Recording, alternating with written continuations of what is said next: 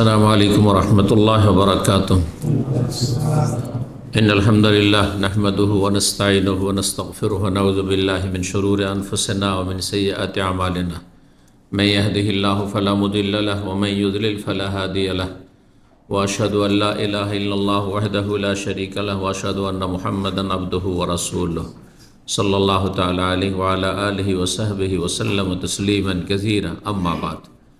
সম্মানিত ভাতৃমণ্ডলী, আল্লাহ রাব্বুল আলামিনের প্রশংসা এবং প্রিয় নবী সাল্লাল্লাহু আলাইহি ওয়াসাল্লামের ওপর সালাত ও সালামের পর আজ বৃহস্পতিবার 19শে মুহররম 1446 হিজরি মোতাবেক 25শে জুলাই 2024 আমাদের বিষয়ভিত্তিক সাপ্তাহিক আলোচনা। আজকের বিষয়বস্তু এমন একটি বিষয় যা আমাদের প্রত্যেকের সাথে জড়িত, কারণ আমরা মানুষ, আর মানুষ ভুলের ঊর্ধ্বে কেউ নয়। মানুষের ভুল ত্রুটি হবেই, গোনা হবে, আর ভুল ত্রুটি হলে, গোনা হলে তার মোচন, তার ক্ষমার, তাতে থেকে মুক্তি লাভের উপায় অবশ্যই আমাদেরকে জানতে হবে। রাসূলুল্লাহ সাল্লাল্লাহু আলাইহি ওয়াসাল্লাম বলেছেন, কুল্লু বানি আদম খাত্তা, প্রত্যেক আদম সন্তান হচ্ছে ভুলকারী। ওয়া খায়রুল খাত্তাইনা তাওয়াবুন, আর সবচাইতে ভালো ভুলকারী হচ্ছে যে তওবা করে নেয়। তো তওবা, ভুল করলে তওবা, এটা প্রায় মুসলিম ভাই বোনদের জানা আছে, কিন্তু এছাড়াও অনেক বিষয় রয়েছে যেগুলি মানুষের গুনাহ মোচন করে থাকে। তাহলে আজকের মূল বিষয়বস্তু পাপ মোচনকারী 10টি বিষয়। অল্প সময়ে সংক্ষেপে আপনাদের সামনে এই 10টি বিষয় পেশ করব। আল্লাহ রাব্বুল আলামিন যেন তৌফিক দান করেন। কিছু আয়াত থেকে আলোচনা করি যে আয়াতগুলিতে কি বলা হয়েছে এই মর্মে। সূরা নিসার আয়াত নম্বর 31-এ আল্লাহ রাব্বুল ইরশাদ করেছেন, ইন তাজতানিবু কাবাইরা মা তুনহাউনা আন নুকাফির আনকুম মিন সাইয়্যাতিকুম নুকাফির আনকুম সাইয়্যাতিকুম ওয়া নুদখিলকুম মুদখালান কারীম। তোমরা যদি কাবিরা গুনাহ থেকে বেঁচে থাকো, যা তোমাদের নিষেধ করা হয়েছে, ইন তাজতানিবু কাবাইরা, কাবিরা বড় পাপ থেকে বেঁচে থাকো, মা তুনহাউনা আনহু, যেগুলি থেকে তোমাদেরকে নিষেধ করা হয়েছে, বারণ করা হয়েছে। তাহলে বড় গুনাহ থেকে শক্তভাবে বারণ করা হয়েছে। মানে ছোটোখাটো ভুল সাগিরা নিষেধ অবশ্যই, কিন্তু নিষেধ হইলেও মানুষের হবেই ছোটোখাটো ভুল। কিন্তু কাবিরা গুনাহ হবে একজন মুসলিমের জীবনে, তার মানে তার ইমানে, তার ইসলামে বড় ধরনের ত্রুটি আছে, দুর্বলতা আছে। তো আল্লাহ এই জন্য বলছেন যে তোমরা যদি কাবিরা গুনাহ থেকে বেঁচে থাকো, যা তোমাদের নিষেধ করা হয়েছে, তাহলে নুকাফির আনকুম সাইয়্যাতিকুম, তোমাদের গুনাহগুলিকে মোচন করে দেব। সাইয়্যাত সাধারণত ছোট গুনাহকে বলা হয়। তাহলে ছোট গুনাহ থেকে মুক্তি লাভের উপায় হচ্ছে, বা ছোট গুনাহ মোচনের উপায় হচ্ছে কাবিরা থেকে, বড় গুনাহ থেকে বেঁচে থাকা। আপনি প্রতিদিনের হিসাব করেন, যদি কাবিরা গুনাহ থেকে বেঁচে থাকতে পারেন, তাহলে ছোটোখাটো যে গুনাহগুলি হচ্ছে সারা দিনে, যতক্ষণ আপনি জেগে আছেন, ঘুমালে মানুষের ওপর থেকে কলম উঠিয়ে নেওয়া হয়েছে। কারণ ঘুমের অবস্থায় মানুষের কোনো সংকল্প থাকে না, কোনো কথা বললেও সংকল্প করে বলে না নিদ্রায় থাকলে। নুদখিলকুম মুদখালান কারীমা, এবং সম্মানজনক স্থানে তোমাদেরকে প্রবেশ করাবো, অর্থাৎ জান্নাত দেব। তাহলে কাবিরা থেকে বেঁচে থাকলে সাগিরাগুলিকে, গোনাহকে মাফ করে দেবেন, গোনাহ মোচনের উপায়, আর আল্লাহ জান্নাত দেবেন, এ ওয়াদা করেছেন। সূরা মায়েদার আয়াত নম্বর 65-তে আল্লাহ ইরশাদ করছেন ইহুদি খ্রিস্টানদের সম্পর্কে, যে তারা আগের যে ধর্মের ওপর ছিল সেটা রহিত হয়ে গেছে, এবং তারা বিকৃত করেছে। এক তো ধর্ম বিকৃত, কারণ তাওরাত ইনজিল আসল অবস্থায় নেই, তাতে আল্লাহর কথা কোনগুলি আর তাদের যারা ধর্মগুরু পুরোহিত তাদের কথা কোনগুলি সব একাকার করে ফেলেছে। কিন্তু আল্লাহ রাব্বুল আলামিন কোরআনে কারীম হেফাজত করেছে, তাতে মানুষের কোনো কথা নেই। শুরু থেকে শেষ পর্যন্ত সব কালামুল্লাহ, আল্লাহর বাণী, এতে কোনো সন্দেহ নেই। কারণ আল্লাহ স্বয়ং এর হেফাজতের দায়িত্ব নিয়েছেন, এমনকি হাদিসের হেফাজতের দায়িত্ব নিয়েছেন। কিন্তু সেই হাদিসের হেফাজতের ক্ষেত্রে আল্লাহর বড় বড় আইম্মায়ে মুহাদ্দিসিনদেরকে হাদিসের পণ্ডিতদেরকে আল্লাহ সৃষ্টি করে তৈরি করে তাদের মাধ্যমে খেদমত নিয়েছেন। কিন্তু কোরআনে কারীমের হেফাজত, শব্দের হেফাজত, অর্থের হেফাজত, সব কিছু। কেউ যদি অর্থের বিকৃতি ঘটিয়ে অপব্যাখ্যা করে থাকে তো তার খণ্ডনের জন্য আল্লাহ আইম্মা কেরামদেরকে তৈরি করেছেন, বড় বড় আলেম তৈরি করেছেন। তো আল্লাহ বলছেন ওয়ালাউ আন্না আহলাল কিতাবে আমানু ওয়াত্তাকাউ, যদি আহলি কিতাব ইহুদি খ্রিস্টানরা ঈমান নিয়ে আসত। ঈমান নিয়ে আসা মানে শুধু আল্লাহর প্রতি ঈমান নয়, ঈমানের যে 6টি স্তম্ভ রয়েছে তার মধ্যে একটি হচ্ছে রসুলের প্রতি ঈমান। আর রসুলের প্রতি ঈমান মানে সমস্ত নবী রসুলগণের প্রতি ঈমান নিয়ে আসতে হবে। শুধু মূসা আলাইহিস সালামকে মানলে হবে না, শুধু ঈসা আলাইহিস সালামকে মানলেও হবে না, বরং আমরা যেমন ঈসা আলাইহিস সালামকে মানি তেমনই তাদেরকেও মানতে হবে রাসূলুল্লাহ সাল্লাল্লাহু আলাইহি ওয়াসাল্লাম শেষ নবীকে। তারা যদি ঈমান নিয়ে আসত, আমরা তাওরাতে বিশ্বাস করি আল্লাহর কিতাব ছিল, ইনজিলে বিশ্বাস করি আল্লাহর কিতাব ছিল, কোরআনে বিশ্বাস করি। তারা তাওরাত ইনজিল বিকৃত করেছে তারপরে বিশ্বাস করে, কিন্তু কোরআন বিশ্বাস করে না, সুতরাং মুমিন না কাফের। তারা যদি ঈমান নিয়ে আসতো, ঈমানদার হয়ে যেত, ওয়াত্তাকাউ এবং পাপ মুক্ত হয়ে যেত, বেঁচে থাকতো পাপ থেকে, মদ থেকে বেঁচে থাকতো, অবাধ মেলামেশা তাদের মধ্যে, এটা কোনো ব্যাপার। নর নারীর কোনো তাদের ধারণাই নেই, সেন্সই নাই যে পুরুষ আর নারীর কোনো পার্থক্য রয়েছে পশ্চিমা সমাজে। আর এক শ্রেণীর মুসলিমরা, জন্মসূত্রে মুসলিম, তারা তাদের গোলামি করে যাচ্ছে। মনে করছে মনে হয় অবাধ মেলামেশা করলে আর নোংরামি করলে, অশ্লীলতায় ডুবে গেলে, জেনা ব্যভিচারে ডুবে গেলে, মদ খেলে মনে হয় উন্নতি করা যাবে। এই জন্য আল্লামা শেখ সালেহ ফৌজান হাফিজাহুল্লাহ তাআলা বলেছেন যে আমাদের উচিত ছিল মুসলিম জাতির, যারা পশ্চিমা প্রভাবিত, কাফেরদের গোলামি করছে, তাদের উচিত ছিল তাদের ভালো দিকগুলো নেওয়া। ভালো দিক হচ্ছে দুনিয়ার ক্ষেত্রে কীভাবে তারা উন্নতি করলো, তা আমরা ওইভাবে তো উন্নতি করার চেষ্টা করব। সেগুলো নেওয়ার তৌফিক হলো না, সেগুলো নিতে পারলো না মুসলিম জাতি। কিন্তু যত নোংরামি তাদের আছে সবগুলি তাদের আকিদায়, ইবাদতে, আখলাকে, চরিত্রে, সব কিছুতে বাড়ি ঘর ভর্তি হয়ে গেছে মুসলিমদের। যা কাফেরদের ঘরে যে সব নোংরামি রয়েছে মুসলিমদের ঘরে নোংরামি রয়েছে, ইল্লা মান রাহিমাল্লাহ, শেষ 1000 1 জন 2 জন যাদের আল্লাহ হেফাজত করেছেন, যারা চেষ্টা করেছে। আল্লাহ হেফাজত করুন। যদি তারা ঈমান নিয়ে আসতো আর তারা তাকওয়া অর্জন করতো, লাকাফারনা আনহুম সাইয়্যাতিহিম, তাহলে তাদের গুনাহগুলিকে মোচন করে দিত। তাহলে গুনাহ মোচনের আরেকটি উপায় হচ্ছে ঈমান এবং তাকওয়া, দুটো বিষয় এখানে, ঈমান তাকওয়া। আর আগে আরেকটি বললাম কি, কাবিরা গুনাহ থেকে বেঁচে থাকা। ওয়ালা আদখালনাহু জান্নাতিন নাঈম, এবং নিয়ামতপূর্ণ, নিয়ামতে ভরা জান্নাতে তাদেরকে আমি প্রবেশ করাতাম, জান্নাত দিতাম।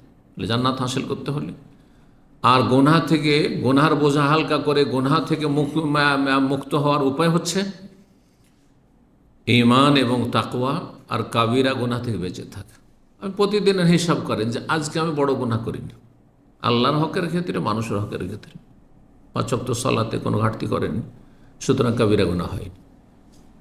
যেসব হারাম না যায় সেগুলোর কোনোটাই করেননি, তাহলে আপনি কাবিরাতে বেঁচে আছেন। তাহলে আপনাকে ভালো করে একটু হিসাব নিকাশ করতে হবে, কারণ অনেকে হিসাব করেন, মোটা খান মোটা বুঝেন। আপনি গীবত করছেন, আপনি চুগলখড়ি করছেন, আপনি সীমা লঙ্ঘন করে দিলেন, কাবিরা গুনাহ করলেন। বেঈমানি করছেন, অপরাধকে অপরাধী মনে করছেন না, কারণ ইমানে দুর্বলতা আপনার, এমনটা যেন না হয়। যাই হোক, এই আয়াতগুলির আলোকে কিছু কথা বললাম গুনাহ মোচনের বিষয়ে। এখন 10টি পয়েন্ট সংক্ষেপে বলি। 1 নম্বর পয়েন্ট হচ্ছে গুনাহ মোচনের জন্য, পাপ থেকে মুক্তি লাভের জন্য, পাপ হয়ে গেছে পাপের বোঝা হালকা করা, এক কথা তওবা করা। তওবা মানে ফিরে চলে আসে, আপনি ভুল পথে গেছেন, সোজা পথে ফিরে চলে আসে। রাস্তার যেমন সংশোধন করেছে দুনিয়ার ক্ষেত্রে, তেমনি দিনের ক্ষেত্রে রাস্তার সংশোধন করে। শয়তানের দিকে চলে গেছেন, রবের দিকে ফিরে আসেন। মসজিদ বিমুখ হয়ে গেছেন, মসজিদে ফিরে আসেন। আল্লাহ থেকে উদাসীন গাফেল হয়ে গেছেন, এখন আল্লাহকে বেশি বেশি স্মরণ করুন, তওবা, ফিরে আসেন, ইউটার্ন। সূরা নূরে আয়াত নম্বর 31 আল্লাহ ইরশাদ, ওয়া তুবু ইলাল্লাহি জামিআন আইয়ুহাল মুমিনুনা লাআল্লাকুম তুফলিহুন, তোমরা হে মুমিন সকলে আল্লাহর কাছে তওবা করো, যাতে তোমরা সফলতা লাভ করতে পারো, সফল কাম হতে পারে। তওবা সম্পর্কে আশা করি আপনাদের জানা আছে। ইমাম ইবনুল কাইয়িম রাহিমাহুল্লাহ বলছেন এই তওবা সম্পর্কে, তওবার কয়টি শর্ত? 3টি শর্ত আল্লাহর হকের ক্ষেত্রে। বান্দার হক যদি হয় 3টির সাথে আর একটি সংযোজন করতে হবে। ইবনুল কাইয়িম বলছেন হিয়া নাদামু আলা মা সালাফা মিনহু ফিল মাদি, অতীতে যা হয়েছে তার উপর অনুতপ্ত হওয়া। বড় লজ্জিত, আমি মুসলিম, কি করি অপরাধগুলি করলাম, এই গুনাহ করলাম। ওয়াল ইখলা আনহু ফিল হাল, অতীতে যা হয়েছে তার উপর লজ্জিত হওয়া। বর্তমান কাল 3টি, বর্তমানে কি করা? বন্ধ করা, গুনাহ বন্ধ করা, থামিয়ে দেন গুনাহকে। গুনাহ আপনার জীবন থেকে বন্ধ হয়ে গেছে। ওয়াল আজমু আলা আল্লাহ ইউআউযিহু ফিল মুস্তাকবাল, আর আগামী ফিউচার, আগামীতে এই গুনার দিকে আর কখনো ফিরবেন না। অতীতের উপর লজ্জিত হওয়া, বর্তমানে সংশোধন করে না যে এই গুনাহ আমি আর করছি না, থামিয়ে দিয়েছেন আপনি। আর আগামীর জন্য প্রতিজ্ঞা করা যে আমি জীবনে আর এইসব পাপের দিকে ফিরে যাব না।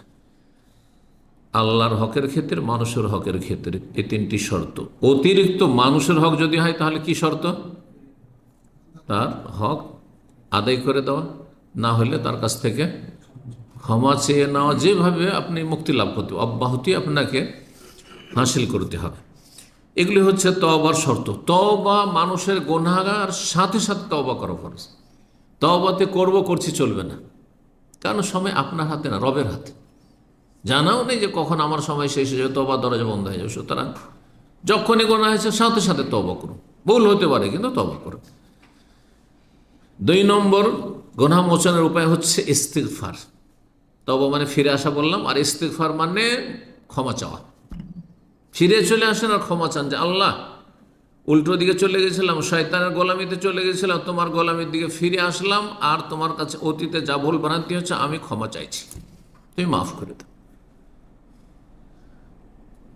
সূরা নূহের 8 নম্বর 10-এ আল্লাহ ইরশাদ করছেন নূহ আলাইহিস সালামের ভাষায়, জাতিকে 950 বছর তিনি দাওয়াত দিয়েছেন। ইস্তাগফিরু রাব্বাকুম ইন্নাহু কানা গাফফারা ইউরসিলিস সামা আলাইকুম মিদরার ওয়া ইয়ামদিদকুম বিআমওয়ালিন ওয়া বানিন ওয়া ইয়াজআল লাকুম জান্নাতিন ওয়া ইয়াজআল লাকুম আনহারা।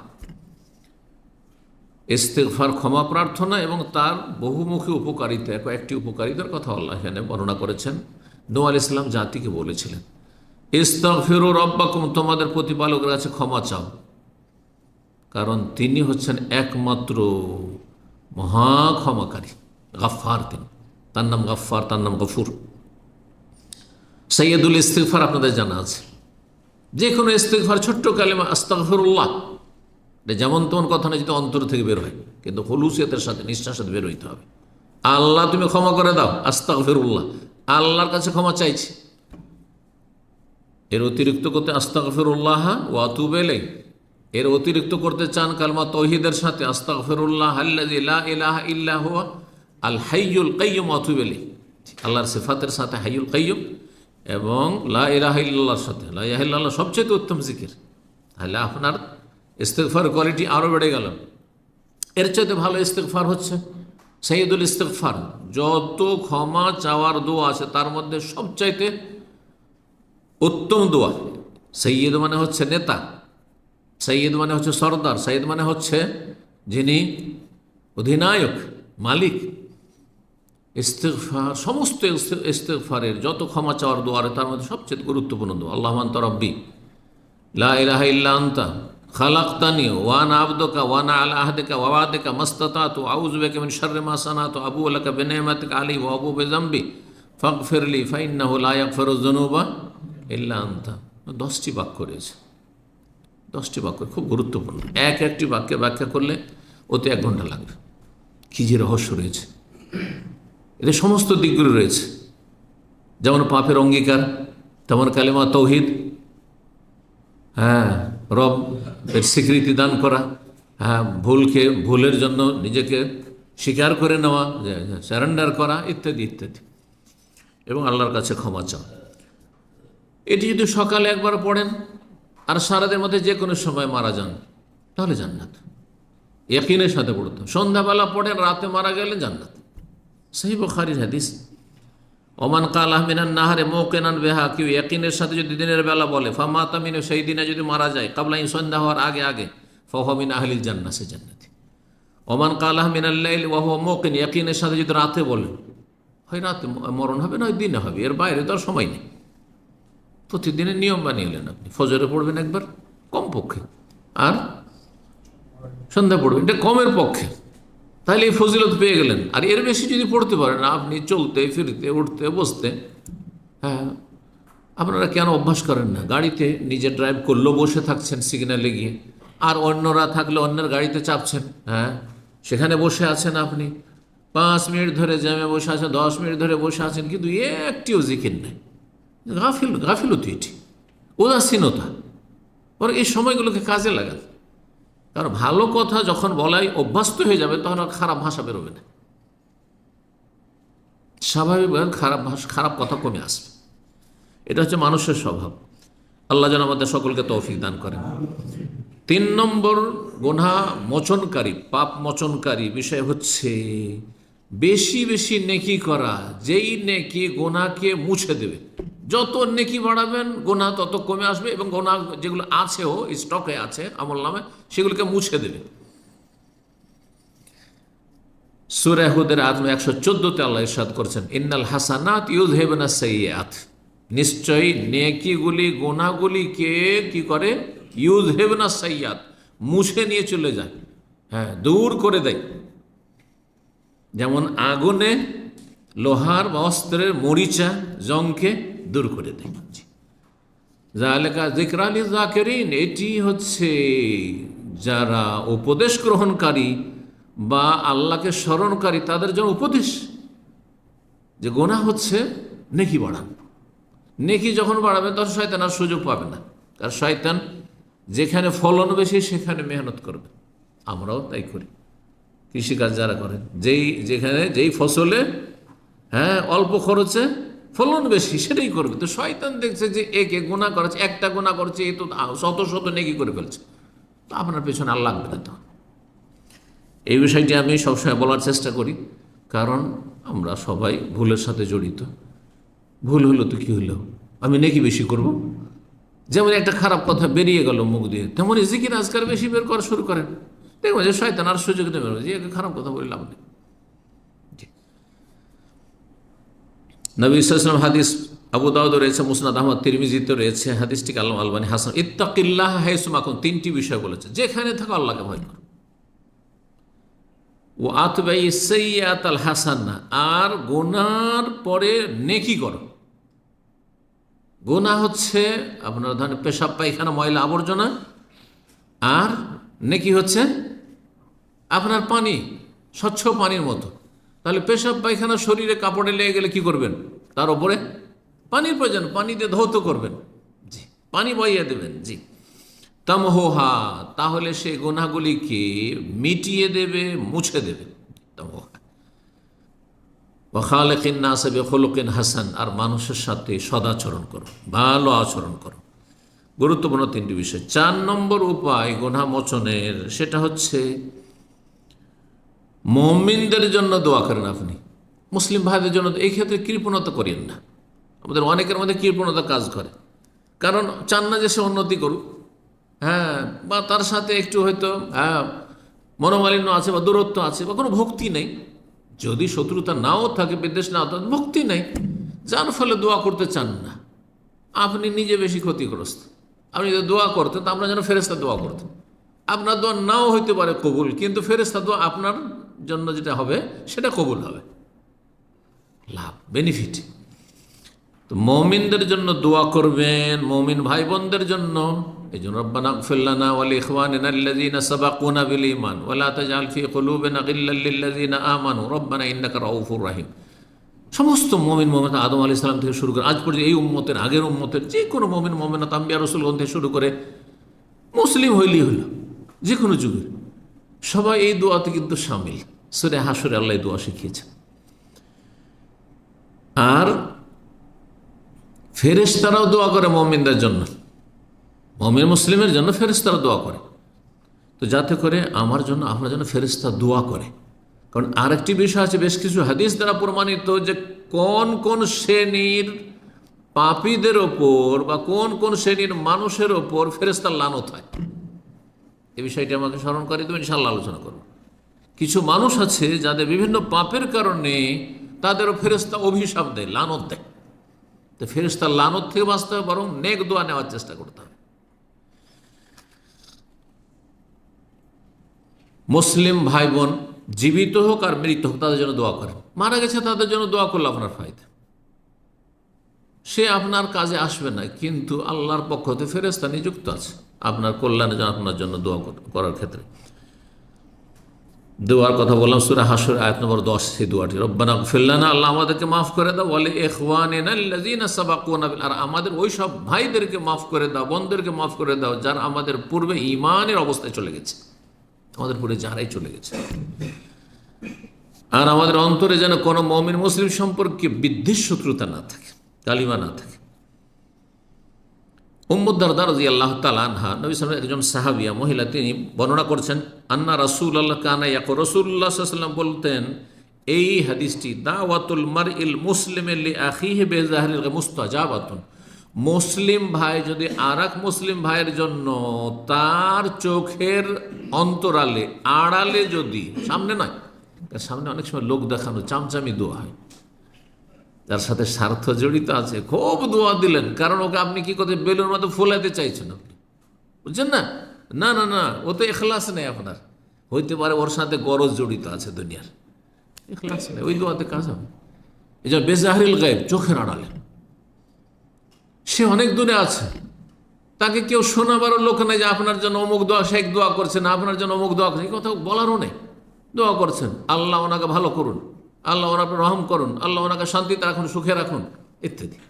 বেজাহরিল গায়বে, যদি চোখের আড়ালে দোয়া করে কেউ অন্য মুসলিমের জন্য, মুস্তাজাবাতুন, আল্লাহর কাছে কবুল হয়ে যায়। কারণ এখানে কোনো দুনিয়ার স্বার্থই থাকে না, যেখানে এই দোয়া ও জানতেই পারছেন না যে আমি তার জন্য দোয়া করছি, আমি জানতে পারছি না আমার জন্য কে দোয়া করছে, এই দোয়াগুলি কবুল হবে। কিন্তু এসে সামনে ধরেন, শেখ আল্লাহর জন্য আপনাকে ভালোবাসি, শেখ জাযাকাল্লাহ খায়র, হতে পারে দুনিয়ার কোনো গরজ থাকতে পারে, বুঝা গেছে না? জি। ইনদা রাসি মালাকুন মুআক্কাল, আর যেই লোক দোয়া করে চোখের আড়ালে, তার মাথার কাছে, তার বিছানার যেখানে শয় সেখানে তার মাথার কাছে বসে, এখানে থাকে, তার পাশে একজন ফেরেশতা নিযুক্ত থাকে। কুল্লামা দা লিআখিহি বিখাইরিন, যখনই কোনো মুসলিম ভাই বোনদের জন্য ভালো নেক দোয়া করে, কালাল মালাকুল মুআক্কালু, নিযুক্ত ফেরেশতা বলে আমিন, তোমার দোয়া আল্লাহ কবুল করুন। আমিন মানে আল্লাহ কবুল করো। ওয়ালাকা বিমিসলিন, আর তোমাকে আল্লাহ অনুরূপ যেন দান করেন, ওই রকমই যেন তোমাকে দান করে। সহিহ মুসলিমের 4914 নম্বর হাদিস, সহিহ মুসলিমের হাদিস। চোখের আড়ালে অন্যের জন্য দোয়া করা। আচ্ছা, যে কোনো মুসলিমের জন্য এই দোয়া করলে যখন ফায়দা, তো চোখের আড়ালে যদি আপনার স্ত্রীর জন্য দোয়া করেন, স্ত্রী যদি স্বামীর জন্য চোখের আড়ালে দোয়া করে, ইখলাস আছে না নেই?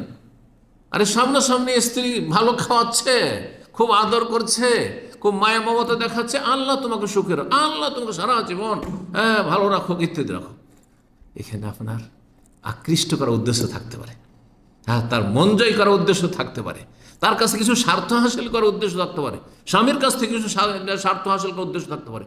কিন্তু স্বামী আছে ডিউটিতে, স্বামী আছে প্রবাসে, স্ত্রী আছে দেশে, আর দোয়া করছেন, ইখলাস আছে, ইখলাস আছে।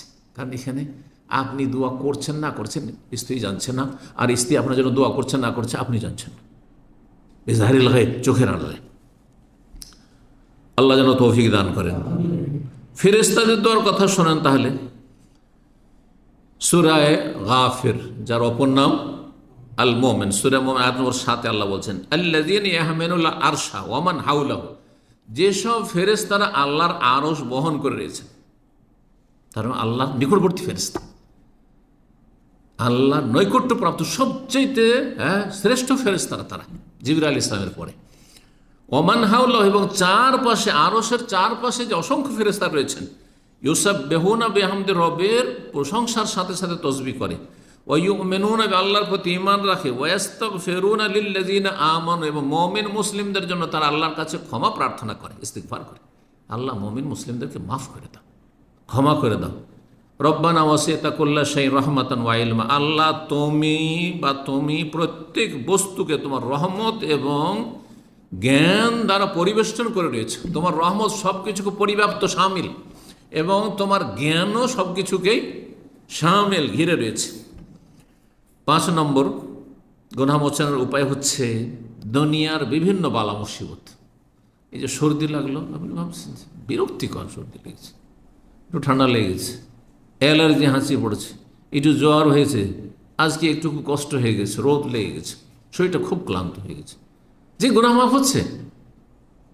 একটা কাঁটা লেগেছে, তাতে গুনাহ মাফ হচ্ছে। এক যে হোঁচট খেলেন, তাতে গুনাহ মাফ হচ্ছে। যে কোনো কিছু, এই মর্মে বেশ কিছু হাদিস রয়েছে। একটি হাদিস সহিহ বুখারীর 5210 নম্বর হাদিস। আবু সাঈদ খুদরি এবং আবু হুরায়রা রাদিয়াল্লাহু তাআলা আনহু বর্ণনা করছেন, নবী সাল্লাল্লাহু আলাইহি ওয়াসাল্লাম বলেন, মা ইউসিবুল মুসলিমা, যে কোনো বিপদ আপদ আপতিত হয় কোনো মুসলিমের ওপর, মিন নাসাবিন আও ওয়াসাবিন ওয়ালা হাম্মিন ওয়ালা হাজান, সেটি কোনো নাসাব মানে কোনো কষ্ট হোক, আঘাত কষ্ট, ওয়ালা ওয়াসাব অথবা কোনো ব্যাধি রোগ হোক, ওয়ালা হাম্মিন অথবা কোনো দুশ্চিন্তা হোক, ওয়ালা হাজান অথবা কোনো শোক হোক। দুশ্চিন্তা আর শোক, এগুলো প্রত্যেকটাতে পার্থক্য রয়েছে। মানুষের টেনশন, দুশ্চিন্তা হয়, হ্যাঁ, ভবিষ্যতে নিয়ে যে কী হবে কী হবে, আর বর্তমানে যে আপনার বিপদ আপদ এসছে, ওতে শোকের ছায়া নেমে আসে। পার্থক্য আছে এই শব্দগুলিতে। ওয়ালা আজান অথবা কোনো কষ্ট হইল, ওয়ালা গাম্মিন অথবা কোনো মনোকষ্ট, গম মানে দুশ্চিন্তা হইল, হাত্তা শৌকাত ইউশাকুহা, এমনকি কাঁটাও যদি কোনো জায়গায় লাগে শরীরে, ইল্লা কাফার আল্লাহ বিহা মিন খাতায়াহু, আল্লাহ গুনার মোচন করেন। শব্দগুলি এসে কাফারা, কাফারা মানে হচ্ছে মোচন করা। যেন বিভিন্ন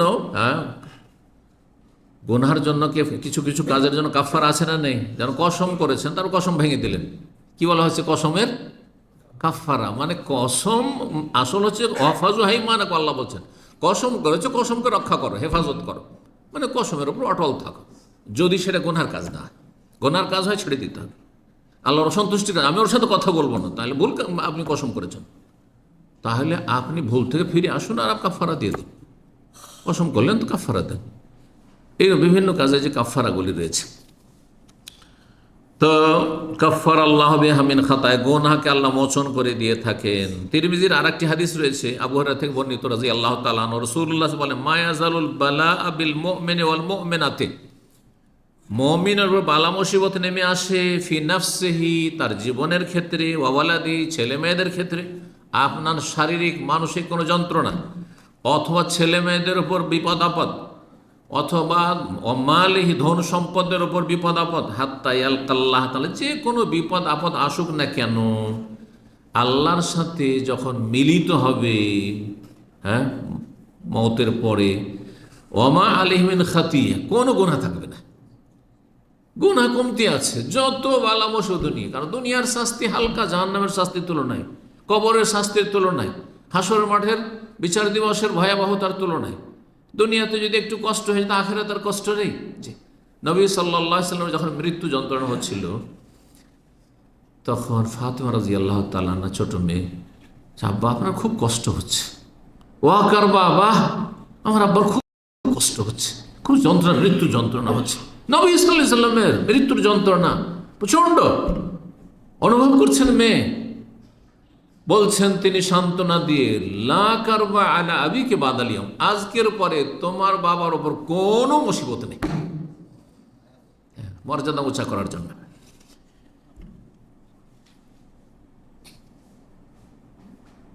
6 নম্বর গুনাহ মোচনের উপায় হচ্ছে আপনি কাউকে নেকি হাদিয়া দেন। দুনিয়ার তো হাদিয়া অনেক দিচ্ছে, যে যাকে ভালোবাসে তার জন্য কি হাদিয়া, গিফট নিয়ে আসে, অথবা তার বাড়ি গেছেন, খালি হাতে যাবেন না। আমাদের দেশের ট্র্যাডিশন হচ্ছে কি, কারো বাড়ি গেলে, আত্মীয় স্বজন, কুটুম বাড়ি, বিশেষ শ্বশুর বাড়ি, খালি হাতে যেতে পারবেন? মিষ্টি বাঁধতে হবে, না ফলমূল বাঁধতে হবে, তাই না? জি হ্যাঁ, না গেলে আপনি ছোট লোক, কিছু না নিয়ে গেলে ছোট লোক হয়ে গেলেন আপনি। আর তারপরে যাকে ভালোবাসেন মাঝে মধ্যেই তাকে হাদিয়া তোহফা গিফট দিতে আছেন। জি, তো আপনি নেকি হাদিয়া দেন, বিশেষ করে যাদের আমল বন্ধ হয়ে গেছে আর ও নেকি করতেই পারবে না, দুনিয়া থেকে চলে গেছে, তাদেরকে নেকি হাদিয়া দেন। যেটাকে আমাদের দেশের ভাষায় বলা হয় ইসালে সব। ইসাল মানে পৌঁছানো, আর সব মানে নেকি। আর ফার্সি পরিভাষাতে বলা, কারণ আমার ফার্সি প্রভাব দেশ না ইন্ডিয়া, বাংলাদেশ, পাকিস্তান। সওয়াব রেসানি শুনেছেন তো বেদাতি সমাজে। সওয়াব মানে নেকি, আর রেসানি ফার্সি শব্দ। রেসান মানে ইসাল, পৌঁছানো। আরবি হচ্ছে ইসাল আর ফার্সি হচ্ছে রেসানি। এই শব্দগুলো আরবিতে বা ফার্সিতেই আছে কিন্তু আমাদের, তাই না? নেকি ও পড়ো কোন দেওয়াকে বলে? হ্যাঁ, বলেন না। তো যারা বলে তাদের ক্ষেত্রে একটি কথা জেনে রাখুন, তার অধিকাংশ বেদাতি পন্থায় নেকি পৌঁছায়, যার ফলে কোনো লাভ হয় না। যে পৌঁছায় তারও লাভ হলো না, আর যাকে দিল তারও লাভ হলো না। যেমন কোরআন খানি করে বক্সাবে, কোরআন খানি করে হাদিয়া দেবেন, এটা নেই। নবী সাল্লাল্লাহু আলাইহি ওয়াসাল্লাম, সাহাবারা কেউ করেননি।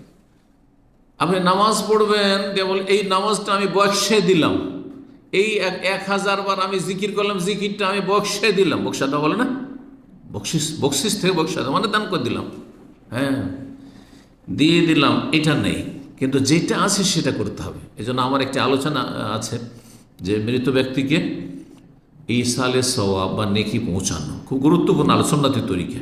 দোয়া দিয়ে, হজ দিয়ে, উমরা দিয়ে, হ্যাঁ সাদকা দান, সাদকা করে, আর্থিক ইবাদত বন্দেগী করে। জি, আপনি স্থায়ী সাদকা, আপনি মসজিদ তৈরি করে দিলেন, মাদ্রাসা তৈরি করে দিলেন, একটা এতিম ছেলে মানুষ করে দিলেন, আপনার মৃত বাবা মায়ের জন্য এরকম জনকল্যাণমূলক কাজ করলেন, আপনি একটা টিউবওয়েলের ব্যবস্থা দিলেন, এইভাবে গরিবের বাড়িঘর তৈরি করে দিলেন। যতদিনই বাড়িঘর থাকলো, মসজিদ থাকলো, মাদ্রাসা থাকলো, ততদিন পর্যন্ত নেকি সাদকায় জারিয়া চালু আছে। সুন্নতি তরিকাগুলি বাদ দিয়ে বেদাতি তরিকা অবলম্বন করে। জি, তারপরে যদি রোজা থেকে যায় অসুস্থ ব্যক্তির, কাজা করতে পারেনি, তার আগে মারা গেছে, মাঝখানে সময় পেয়েছিল, কিন্তু যদি সেই অসুস্থতে মারা যেত করতে হবে না, প্রয়োজন নেই। কিন্তু মাঝখানে কাজা করার সুযোগ পেয়েছিল, করছে, আর হঠাৎ করে মারা গেল, তাহলে তার আত্মীয়রা কাজা করে নেবে। সহিহ মুসলিম হাদিস, এজা মাতাল ইনসান, মানুষ যখন মারা, ইনকাতানো আমল, তার আমলগুলি বন্ধ হয়ে যায়, নিজের আমল বন্ধ হয়ে গেছে, আর নেকি বাড়বে না, যা করার করে নিছে। আপনার আব্বা, আপনার আম্মা, আমার আব্বা আম্মা রাহিমাহুমুল্লাহ, আল্লাহ রহম করেন, জান্নাতুল ফিরদৌস দান করেন, তাদের গুনাহ খাতা মাফ করেন, আমাদেরকে তাদের সাথে একত্রিত করেন জান্নাতুল ফিরদৌসে। আমল বন্ধ হয়ে গেছে, ইল্লামিন সালাসা, তিনটি তাদের নেকি করা থেকে পৌঁছতে পারে, আর আপনিও পৌঁছতে পারেন, নিজে নেকি করে গিয়েও পৌঁছতে পারে। একটা হচ্ছে কি সাদাকাতে, যার নিজেই দান করে গেছে, নিজে একটা মসজিদ তৈরি করে গেছে, তাহলে ওটার নেকি চলতে আছে। যেমন নেকি চলতে থাকে, গুনাহও চলতে থাকতে পারে। সিনেমা হল তৈরি করে গেছে, গ্রামে একটা পাপের জায়গায় তৈরি করে গেছে, হ্যাঁ গ্রামে এই পাপটা জানতো না, সেই পাপটা চালু করে গেছে, সেখানে কুপ্রথা চালু করে গেছে, বেদাত চালু করে গেছে, ও বেদাতের গুনাহ পৌঁছিতে আছে। এটা মাজার তৈরি করে গেছে, এই শিরকের গুনাহ তার বোঝার উপর আসতে আছে যারা করে গেছে সেখানকার। এই জন্য শুধু সাদকা জারিয়া নয়, যেমন নেকি জারিয়া হয় তেমন গুনাহও জারিয়া হয়, গুনাহও কন্টিনিউ হয়। সতর্ক সাবধান। আপনি ভালো রাস্তা খুলে যাবেন, মন্দ রাস্তা খুলবেন না আপনার জীবনে, আল্লাহ তৌফিক দান করুন। আও ইলমিন ইউনতাফা বিহি, যদি এলেম ছেড়ে যেতে পারেন, আলোচনা দিনই, আপনার মাধ্যমে 10টা লোক হেদায়েত হয়েছে, এই 10টা লোকের, হ্যাঁ একজনের 5জন 10জন করে সন্তান, আর এগুলো তো হইল, হেদায়েত হইল, যে তারা সহিহ আকীদা এসেছিল, তারা ধার্মিক হয়েছিল, তাদের ছেলে মেয়েরা ধার্মিক হইল, আর তারপরে তাদের মাধ্যমে যারা হেদায়েত হলো, সবগুলি কিন্তু আপনার অ্যাকাউন্টে আসতে আছে, এক ভাগ আসতে আছে। তাহলে চিন্তা করুন, আপনার প্রথম 10 জন দিয়ে শুরু হলো, কিন্তু এই 10 জন থেকে একজন ধরেন যদি 10 জন করে তো কতজন হয়ে গেল? হাজার হাজার মানুষ উপকৃত হয়েছে আপনার এলেম দিয়ে। এইরকম লিখন, যে কোনো এলেম ছেড়ে গেছেন, আওয়ালাদিন সালিহিন, অথবা নেক সন্তান রেখে গেছেন, নেক সন্তান, এটা আপনার জন্য সাদকা জারিয়া। ওয়াদউ লাহু, তাহলে এমনি সন্তান ছেড়ে গেলে হবে না, অসৎ সন্তান, পাপী সন্তান, বেদিন, বেনামাজি, নাস্তিক, মুশরিক, মাজার পূজারি, বেদাতি ছেড়ে গেছেন, কোনো লাভ নেই, গুনার বোঝা। সহিহ মুসলিমের 3084 নম্বর হাদিস। 7 নম্বর গুনাহ মোচনকারী হচ্ছে সুন্দরভাবে উজু করা। উজু করবেন তো একটু যত্ন সহকারে, খুব সজাগ, কোনো জায়গায় শুকনো না থেকে যায়। অনেক সময় উজু করছেন, এদিকটা শুকনো থেকে গেল, এইদিকে অনেকেই খেয়াল করেন না, কিন্তু এদিকটাও ধুইতে হবে একবার। কানের কাছ, কান পর্যন্ত, কানের ছিদ্র তো ঢুকাবেন না, কিন্তু কান পর্যন্ত এই যে জায়গাটা আছে, এখানে ধরেন দাঁড়িয়ে আছে না, আর তারপরে যে জায়গাটা আছে যেখানে আপনার পশম নেই, দাঁড়িয়ে নেই, সেই জায়গাটা ধুইতে হবে। অনেকে শুকনো রেখে দেয়, এই জায়গাগুলো অনেক সময় শুকনো থেকে যায়। জি, অনেক সময় টাকানা শুকনো থেকে গেল। আর তারপরে ইসবাগুল উজু, পূর্ণরূপে সুন্দর উজু করা হচ্ছে 3 বার করে উজু করা। এটা সবচেয়ে সুন্দর উজু। সেজন্য একবারে যা ওয়াজিব, 2 বার করলে তার চাইতে ভালো। 3 বার করে যদি অঙ্গগুলি ধৌত করেন তাহলে সেটা আরও ভালো। পূর্ণরূপে উজু করার এই দিকগুলি রয়েছে। আর সেটা যদি কষ্টের সময়, দুপুরবেলা গরমের দিনে সৌদি আরবের গরম পানিতে উজু করা, আর কনকনে ঠান্ডা পানি, তায়েফ আর আবহা, মাহা যে ঠান্ডা শীতের এলাকায়, আমাদের সে পৌষ মাঘ মাসের শীতে কনকনে পানিতে, গ্রামাঞ্চলে কোনো পানি গরম করার কোনো ব্যবস্থা নেই, উজু করা, এগুলো তো অনেক বেশি নেকি রয়েছে, গুনাহ মোচন হয়। জি, নবী সাল্লাল্লাহু আলাইহি ওয়াসাল্লাম হাদিস, সহিহ মুসলিমের 369 নম্বর হাদিস। আবু হুরায়রা রাদিয়াল্লাহু বর্ণনা করছেন, আল্লাহ আদুল্লুকুম আলা মা ইয়ামহুল্লাহু বিহিল খাতায়া, তোমাদেরকে বলে দেব নাকি এমন একটা বিষয় সম্পর্কে যে যার মাধ্যমে গুনাহগুলি মিটে যাবে, মুছে যাবে। গুনাহ মিটে যাবে, মুছে যাবে। ভুল লেখার পরে আমরা কি আজকাল পেন্সিলের যুগে কি রেখেছে, মেটাবার জন্য, আর আমাদের যে করতাম কি কলমে লিখতাম, তারপর কেটে দিলাম, কিন্তু দাগ জায়গাটাও খারাপ হয়ে থেকে গেল। জি, তবে আমরা ছোটো কলেজে প্রাইমারিতে পড়েছি, প্রথম ক্লাস 1-2 আমরা সেই সিলেট পেন্সিল ব্যবহার করেছি, ওটাতে সব মেটানো সহজ। তো যাই হোক, গুনাহগুলিকে কি করে দেবে, মিটিয়ে দেবে, মুছে দেবে। ওয়ারফা বিহি দারাজাত, মর্যাদা উন্নীত করবে, উঁচু করবে। কালুবালা আর অবশ্যই বলে দেন, কাল ইসবাগুল উযু আলাল মাকারিহি, কষ্টের সময় পূর্ণরূপে উযু করা। কারণ যখন বেশি ঠান্ডা লাগছে, কোন রকম করে কাজ সারা। ঠান্ডার দিনে যুবক মানুষ বিয়ে শাদী করেছেন, ফরজ গোসল করেছেন, কিন্তু তাড়াতাড়ি মনে হচ্ছে কেটে পড়েছে, গরম পানির ব্যবস্থা নেই, তখন কাকসানান যেটা বলা হয় হিন্দুদের ভাষা, বাংলাতে হিন্দুয়ানি কিছু ভাষা আছে না, কাকসানান জানেন তো? এই ভাষাটা জানেন না? মানে কাকের গোসল করা আর কি। তো কাকের গোসল কোনটাকে বলা হয়? হালকা গোসল। হালকা গোসল কোনো রকম করে কাজ ছাড়া, ওই করতে গিয়ে দেখা গেল যে আপনার চুল শুকনো থেকে গেল, বা কোনো জায়গায় আপনার শরীর শুকনো থেকে গেল, অথচ আপনার ফরজ গোসল। জি, ওয়াকাসরাতুল খুতা ইলাল মাসাজিদ, মসজিদে অনেক হেঁটে যাওয়া, অনেক ধাপ পার করে যাওয়া, অতিক্রম করে যাওয়া। তাহলে মসজিদ যত দূর হবে তত বেশি গুনাহ মাফ হবে। কদমে কদমে নেকি, কদম কদমে গুনাহ মাফ। যেন মসজিদের কাছে আমরা বাস করতে, আমাদের মনের কথা যে আমরা খুব ভালো লাগছে মসজিদের সামনে বাসাটা, জামাত শুরু হয়ে গেলো, গিয়ে প্রথম রাকাত পেয়ে যাই, আমরা কিন্তু খুব খুশি এতে। কিন্তু কোরআন এবং হাদিসে এটা খুশির বিষয় বলা হয়নি। খুশির বিষয় বলা হয়েছে যত কাসরাতুল খোতা, বেশি ধাপ পার করে আপনাকে যদি আসতে, বেশি দূর থেকে যদি আসতে হয়। এই জন্য সাহাবাই কেরামগণ একদল, বানু সালামাদের বাড়ি ছিল কিবলাতেন। আপনারা তো কিবলাতেন দেখেছেন, এই জন্য বোঝানো খুব সহজ। কিবলাতেন কোথায়? ওখান থেকে তারা আসতেন মসজিদে নবীতে, নবী সাল্লাল্লাহু আলাইহি ওয়াসাল্লামের পেছনে জামাতে নামাজ পড়ার জন্য। সুবহানাল্লাহ, কতক্ষণ লাগে? কমপক্ষে হাঁটলে 35 থেকে 40 মিনিট লাগে। কারণ আমি একবার ওই দিকটা হেঁটেছি, মদিনা ইউনিভার্সিটি ওই দিকে, তো এই দেখতে পাচ্ছি, মনে হচ্ছে দেখতে পাচ্ছি, চলে যায় করতে করতে হাঁটতে হয়তো 1 ঘন্টার বেশি লেগেছে, অবস্থা খারাপ। তো জীবনে একবার হেঁটেছি, মসজিদ নববী থেকে বাবু সাল্লাম থেকে হাঁটতে শুরু করলাম, আর একবারে মদিনা ইউনিভার্সিটির ভিতরে হেঁটে হোস্টেলের মধ্যে হেঁটে চলে গেলাম, তাও রোদের সময়। কারণ রাস্তায় কিছু পরিচিত লোকেরা ছিল, চলি ওদের বাসায় দুপুরবেলা একটু দেখা করবো। দেখা করতে গিয়ে দেখাও হলো না, নিরাশ হয়ে তখন সেখান থেকে আবার কোথায় গাড়ি খুঁজে যাবো। তখনকার যুগে এইসব ট্যাক্সি এইসব ছিল না, কিন্তু ট্যাক্সি, এই যে লেমুজিন, এগুলো কিছুই ছিল না তখন ওই সময়। নাই ওই আপনার পিক আপগুলোতে বদুরা, এয়ারলাইন, খামসারি আলী করতো, আর নিয়ে যেত। তো যাই হোক, কাসরাতুল খুতা ইলাল মাসাজিদ, এই বনু সালমান লোকেরা এরা চেয়েছিল যে মসজিদ নবীর আশেপাশে জমি জায়গা নিয়ে বাড়ি করে নেব, সুবিধা হবে, 5 ওয়াক্ত নামাজ পড়ে, মাঝে মধ্যে মাগরিব এশা কখনো নবীর কাছে যেতে পারছি, সবসময় যেতে পারি না, 1 ওয়াক্ত 2 ওয়াক্ত 3 ওয়াক্ত আসতে পারছি। নবী সাল্লাল্লাহু আলাইহি ওয়াসাল্লাম বললেন যে শুনতে পাচ্ছি যে তোমরা নাকি চলে আসতে চাইছো মসজিদ নবীর আশেপাশে, এ কাজ করিও না। দেয়ারকম তুক্তাবু আলা আসারকম, দেয়ারকম তোমাদের বাড়ি থেকে তোমাদের পায়ের যে ধাপগুলি রয়েছে, ধাপে ধাপে ধাপে ধাপে যে পৌঁছিছ মসজিদে, এইগুলো তোমাদের আমল নামে লেখা হয় যে কত ধাপ পার করে মসজিদে এসে পৌঁছেছে। তাহলে যত দূর থেকে মসজিদ আসবে তত বেশি গুনাহ মাফ হবে, তত বেশি মর্যাদা উঁচু হবে।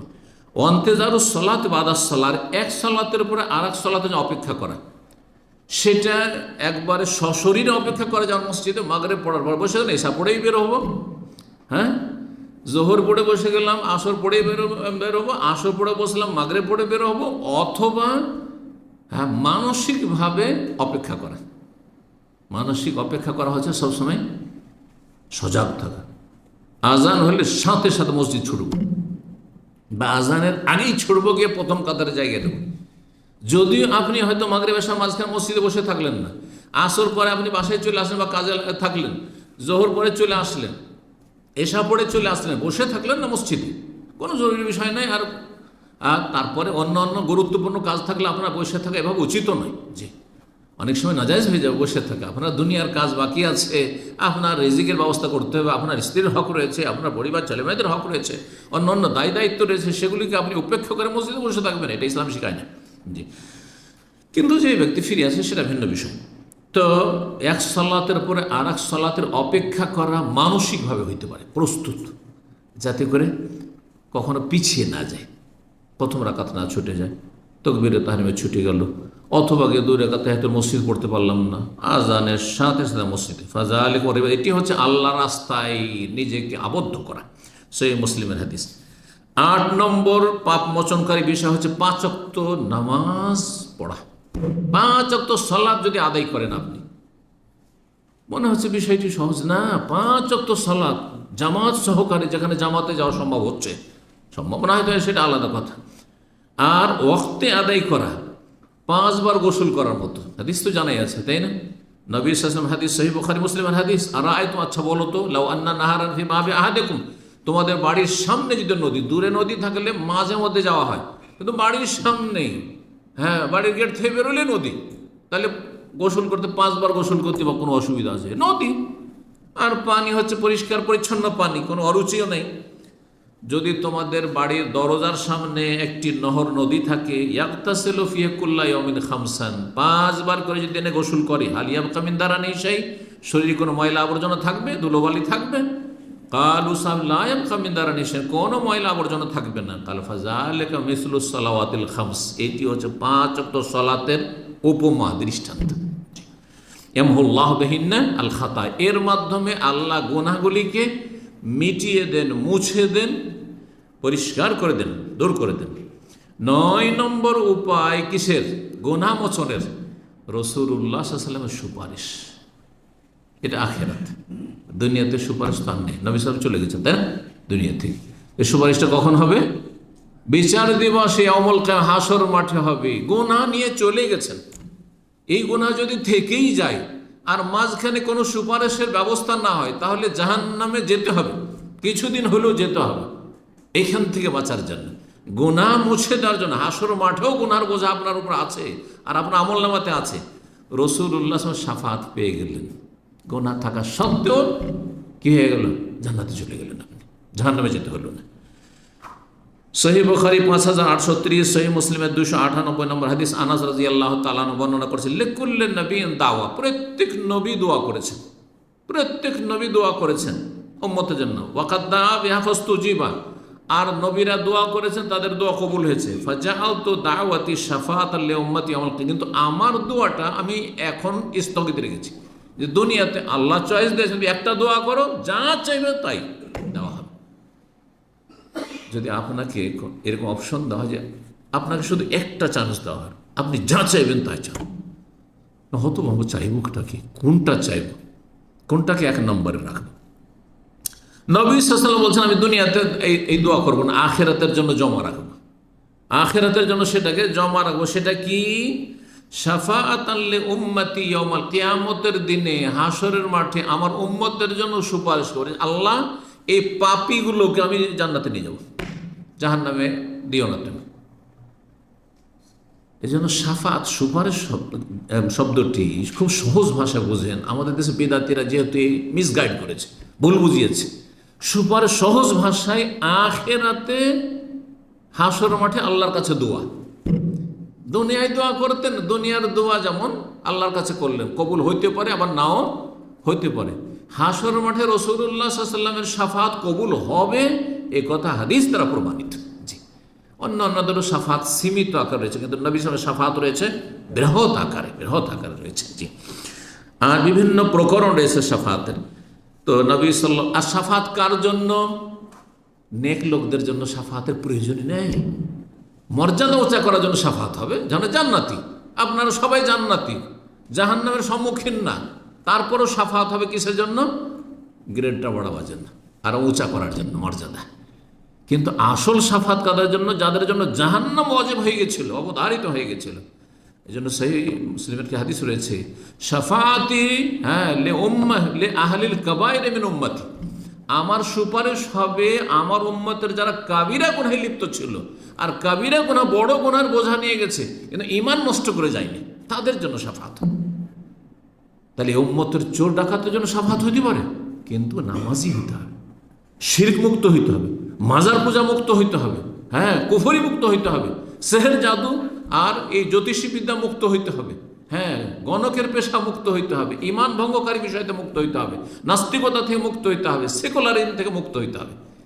আমাদের সমাজে যারা চোর ডাকাত, ওদের নামাজও নেই, আর ওরা পেট ছাড়া কিছুই বুঝে না, আল্লাহর ভয় জীবনে হইল না, তাহলে তো ঈমান নেই। তাহলে ঈমান যদি থাকে আর কাবিরা গুনাহ থাকে, তো তাদের জন্য শাফাত হবে নবী করিম সাল্লাল্লাহু আলাইহি ওয়াসাল্লামের। 10 নম্বর সর্বশেষ, গুনার বোঝা নিয়ে চলে গেছেন, দুনিয়াতে গুনার কাফারা মোচনের কোনো বন্দোবস্ত হয়নি, ব্যবস্থা হয়নি। যেগুলি আলোচনা করলাম 8 নম্বর পয়েন্ট পর্যন্ত কিন্তু দুনিয়ার কাজ, তাই না? 5 ওয়াক্ত সালাত পর্যন্ত। 9 নম্বরে কি ছিল? হাসর মাঠে রাসূলুল্লাহ সাল্লাল্লাহু আলাইহি ওয়াসাল্লামের সুপারিশ। ওটাও নসিব হলো না, বদনসিব ধরেন, ওটাও নসিব হলো, নবী সাল্লাল্লাহু আলাইহি ওয়াসাল্লাম শাফাতও পেলেন না। তাইলে গুনার বোঝা যে কাবিরা গুনাহ আছে, জাহান্নামে যেতে হবে।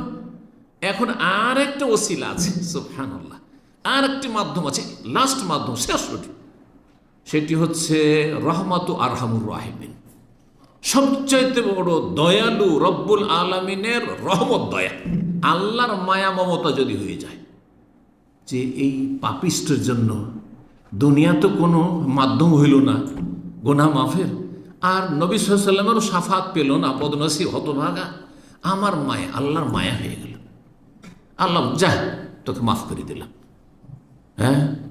না আল্লাহকে শোকজ করতে হবে, আল্লাহ কেন মাফ করলে? আল্লাহ আপনার নিয়ে দিয়েছেন, আল্লাহ নিজের দিচ্ছেন, আর রহমুর রাহিমিন তিনি। কথা বোঝা গেছে কিনা? জি, আপনার হক, আপনার প্রাপ্য আপনি পেয়েছেন কিনা এটা দেখার বিষয়। জি, এই মর্মে হাদিস শোনেন, হাদিস সুপারিশের লম্বা হাদিসের একটা অংশ। আল্লাহ তাআলা বলবেন, শাফাতিল মালায়েকা, ফেরেশতারাও সুপারিশ করেছে, যার জন্য করেছে। ফেরেশতার সুপারিশ অনেকে পেয়েছে। ওয়াশাফান নবী, নবীরাও সুপারিশ করেছে যারা পাওয়ার পেয়েছে। ওয়াশাফাল মুমিন, মুসলিম, আলেম, ওলামা, আল্লাহর নেক বান্দা, তারাও সুপারিশ করেছে, সীমিত তাদেরও সুপারিশ, বিভিন্ন সুপারিশ। ওয়ালাম ইয়াবকা ইল্লা আরহামুর রাহিমিন, এখন এক সত্তাই বাকি আছেন, তিনি হচ্ছেন সমস্ত দয়ালুদের মহান দয়ালু, আরহামুর রাহিমিন। আল্লাহু আকবার। ফায়াকবিযু কবযাতাম মিনান নার, জাহান্নামের আগুনে চলে গেছে কাবিরা গুনার কারণে, চোর ডাকাত আর বিভিন্ন পাপী সব জাহান্নামে জ্বলছে। আল্লাহ এক মুষ্টি তার মুষ্টি দ্বারা নেবেন, আল্লাহ রাব্বুল আলামিন, আল্লাহর মুষ্টি আল্লাহর মতো, আল্লাহর হাত আল্লাহর মতো, আল্লাহ নেবেন, আল্লাহর মুষ্টি নেবেন। কোনখান থেকে নেবেন? এই জাহান্নামে যেসব জাহান্নামীগুলো জ্বলছে, ফায়ুখরিজু মিনহা কওমান, এমন এক জাতিকে, এমন এক ক্যাটাগরির পাপিষ্টদেরকে, জাহান্নামীদেরকে আল্লাহ বের করবেন তার মুষ্টিতে নিয়ে, লাম ইয়ামালু খায়রান কাত্তু, কখনো ভালো কাজ করেনি, কিন্তু ঈমান ভঙ্গ করেনি, কাফের নয়, ইমান ভঙ্গকারী নয়। ইমান ভঙ্গের যে 10টি মুখ্য কারণ সেগুলি তার মধ্যে ছিল না, ইমানটা ছিল, কিন্তু করছি ভয় ভীতি মাঝে মাঝে হয়, আর একটু অনুতপ্ত হয়, কিন্তু আমল করেনি কিছু। লাম ইয়ামুল খায়রুন কাত্তু কাদ আদু হুমামান, জাহান্নামে জ্বলে জ্বলে তারা কয়লা হয়ে গেছে। আল্লাহু আকবার। ফায়ুলকিহিম, আল্লাহ যে উঠাবেন, উঠিয়ে ফিন্নাহারিন ফি আফওয়াহ, জান্নাতের দরজার কাছে একটি নহরে নিক্ষেপ করে ফেলে দেবেন, এই কয়লার মতো মানুষগুলোকে ফেলে দেবেন, যেটার নাম হচ্ছে নাহরুল হায়াত। এই নাহরুল হায়াতকে আমাদের দেশে ফার্সি ভাষা বলে আবে হায়াত। এটা আবে হায়াত ঔষধি আছে বা তেল আছে, জানেন না? ইন্ডিয়া বাংলাদেশে একটা তেল পাওয়া যায়, ওটার নাম কি? আব মানে পানি, আব ফার্সি ভাষা কিন্তু, আর হায়াত মানে জীবন, মানে এই পানি বা এই ওষুধ আপনার জীবন ফিরিয়ে দেবে।